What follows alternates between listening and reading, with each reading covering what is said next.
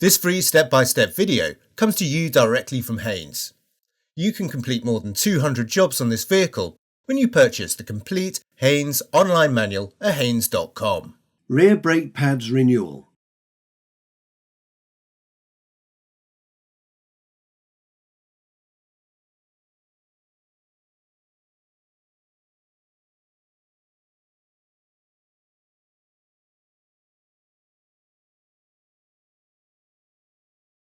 Apply the handbrake and select a gear.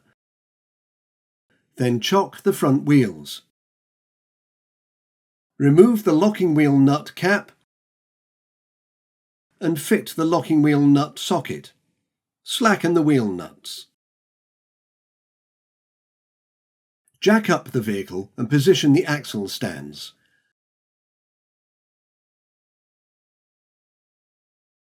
Lower the vehicle onto the stands and remove the jack. The rear wheels can now be removed. Close the ends of the retaining split pins and withdraw them, followed by the anti-rattle springs. Then withdraw the outer and inner brake pads. Clean out the inside of the caliper where the pads sit, removing any rust and dirt. Before fitting the new brake pads, it's worth carrying out a visual check of the brake disc. The minimum thickness is stamped on the disc. Measure the remaining disc thickness using a micrometer or measuring tool. Slacken the cap on the brake fluid reservoir and place a cloth around the cap to soak up any fluid that may escape as the brake pistons are retracted. Use a piston retraction tool to press back the pistons to accept the new brake pads. Check the fluid level in the reservoir.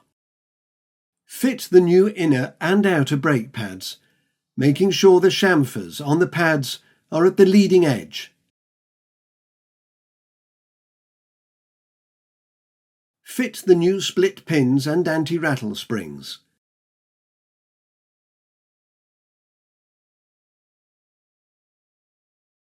Secure the split pins by opening up the ends. Ensure that all components are now secure. Pump the brake pedal. In this clip, you can see the new pads being pumped against the brake disc for the first time. Before refitting the wheel, check that the new brake pads are not binding. Prior to refitting the wheel, clean around the hub and apply copper grease to prevent components from seizing. Then refit the wheel and tighten up the wheel nuts.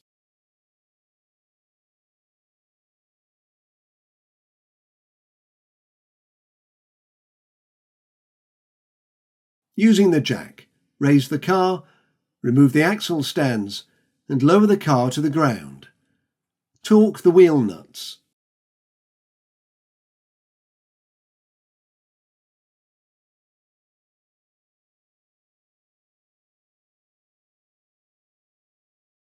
The chocks can now be removed from the front wheels.